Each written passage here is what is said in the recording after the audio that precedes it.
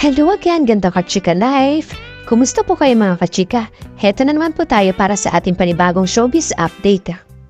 Kahapon nga po, March 15, 2025, sobrang aga po na dumating ni Miss Catherine sa inorganisahan niyang bentahan ng kanyang pre-labs item.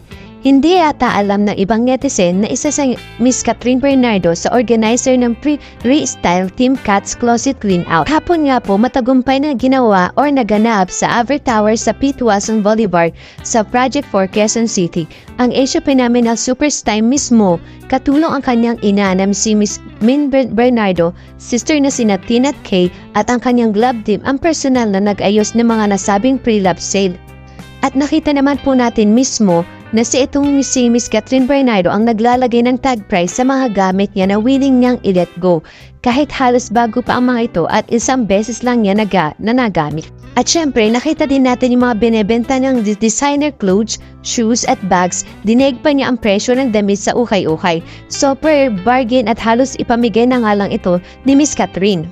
At dahil maaga pa lang ay nasa venue na si Miss Catherine, mas na-excited nga ang mga fans ni Miss Catherine na pumunta sa event para makabili ng mga gamit mula kay Catherine Bernardo.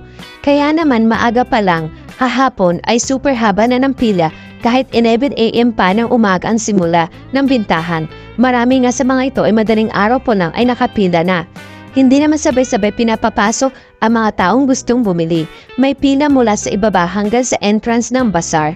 Pero batch by batch, ang pagpapasok sa mga taong nakapagbayad na ng 50 entrance fee sa majority nga ay fans ni Miss Catherine talaga. May mga restriction din na pinatupad para mas maayos na at mapabilis ang traffic ng tao sa building. Bawal isukat ang mga damit para na rin sa hygiene reason at wala rin naman fitting room sa event. Bawal din ang mag-agawan sa mga gamit ni Miss Catherine para maiwasan na masira ang mga item. Bawal din ang magpasok ng pagkain at inumin para hindi rin mamansahan ang mga item. At alam niyo po ba, may proyekto nga po pala itong si Miss Catherine na gagawin at doon mapupunta ang kainita ng 2-day bazaar. Samantala, ang dami na rin palang kinakasal event ang iba't ibang fan groups ni Miss Catherine para sa 29th birthday nito na sa March 26. At marami rin po nag-aabang kung sino po yung makakasama ni Miss Catherine sa kanyang kaarawan. Samantala, dumako naman po tayo sa ibang showbiz update. Alam niyo po ba, hindi pa rin pumatigil-tigil ang pag-iintriga kay Mr. Piolo Pascual at kay Mr. Kylie Echari? Dahil nga po nakita lang na magkasama sa El Niño, Palawan sina Mr. Piolo Pascual at Mr. Kylie Echari kung ano na namang mga iniintriga ang pinalalabas ng mga netizen. Ni hindi nga nila alam kung bakit spotted na magkasama sa El Nido ang dalawang kapamilya star at sinasabi rin po na nandoon daw din po si Miss Catherine Bernardo at ang mayor na si Mayor Alcala na 100% po hindi po yung wala pong katotohanan yon. Samantala, bumalik naman po tayo sa issue about kay Mr. Piolo Pascual at kay Mr. Kylie Echari. Actually nga po, may shoot talaga si El Nido si Mr. Kylie at may work din daw si Mr. Papa P. Kaya ayon sa isang insider na tinanong nga po, kasama rin daw ni na Kylie at Piolo ang mga taga Cornerstone Entertainment, ang kanilang management company. Doon nga raw sa picture kung saan nakunang magkasama sina Kylie at Piolo ay kasama rin nila ang nanay ng una. Pati niya ang Cornerstone handler manager na si Mac Merly. At syempre, kasama sa grupo, nandyan ang mami ni Kylie pati ang ibang friends nila.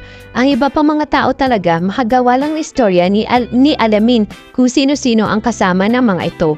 Si Kylie may endorsement shot, si Piolo naman ay may sariling ganap na nasa Isla Amara, yung resort nga po nila Miss Catherine Bernardo. Magkasosyo po sila ni Mr. Piolo Pascual at Miss Catherine Bernardo. Marami nga po nag-iintriga na talaga na makita lang na magkasama sina Kylie at Piolo ay nakagawa na naman to ng intriga malaki at sobra yung pambabas po sa kanila. Alam niyo po ba ang Isla Amara na negosyo po ni Mr. Piolo Pascual at Miss Catherine Bernardo na sobrang dinarayo sa Palawan? At ito na nga po, dumako naman po tayo sa ating pinakahuling update. Alam niyo po ba na aminado nga po itong big winner ng Pinoy Big Brother Gen 11 na si Miss Fiang Smith na mas priority niya ang kanyang career kaysa sa pag-ibig? Usap-usapan nga po at trending pa rin ang pag-guest ni Miss Fiang sa latest vlog ni Ivana kung saan tinanong siya ng kapamilya content creator kung ano ang mas priority niya, career or love life.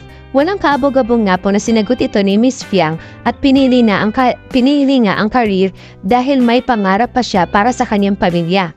Kapag naibigay ko na yung gusto ng family ko, lahat-lahat paliwanag dito. Biggest dream daw niya ang isang malaking bahay para sa kanyang pamilya. Kahit may contribution na siya sa kanyang family dahil sa malaking kita sa showbiz ay hindi pa rin na kinukonsider ang kanyang sarili bilang breadwinner dahil ang ama pa rin daw niya ang main provider nila. Siya pa rin yung nag-provide sa family ko pero kapag may kailangan sila, binibigay ko naman din. Paliwanag ito. Sa ngayon ay may 4 million views na sa YouTube ang nasabing vlog habang 15.8 millions naman sa Facebook. Thank you for watching. Kung nagustuhan niyo po ang video ito, subscribe na sa Starlight Showbiz YouTube channel and please don't forget to hit the bell button for our latest updates. Happy day 2! Happy last day! Hi mga Bex! Happy last day! Ito, dinadamitan. Day 2, day 2. Morning, morning, morning! Oh my gosh, that's nice. Kita, got it. Yan yung suot ko ng Bangkok. Day 2. See you in a bit. Happy day 2! Happy last day! Hi mga Bex! Happy last day! Ito, dinadamitan. Day 2, day 2. Morning, morning, morning! Oh my gosh, that's nice. Kita, got it. Yan yung suot ko ng Bangkok. Day 2. See you in a bit. Spotted. Si John Valle. Nagsha-shopping siya kay Bupiap. Anong binibili mo? Pants for my sister. Magkano? 200.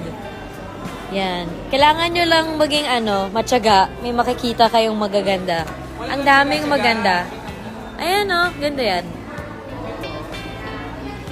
Guys, ang dami pa today. Let's do it. Spotted. Si John Valle. Nagsha-shopping siya kay Bupiap. Anong binibili mo? Pants for my sister. Magkano? 200.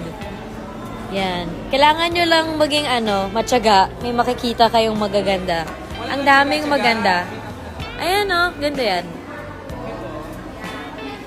Guys, ang dami pa today. Let's do it. Ang sisipag. Good morning. Ang sisipag. Ang sisipag. Wow, ang ganda niyan. Andre Ramirez. Yes. Ang sisipag. Rumi. Available here.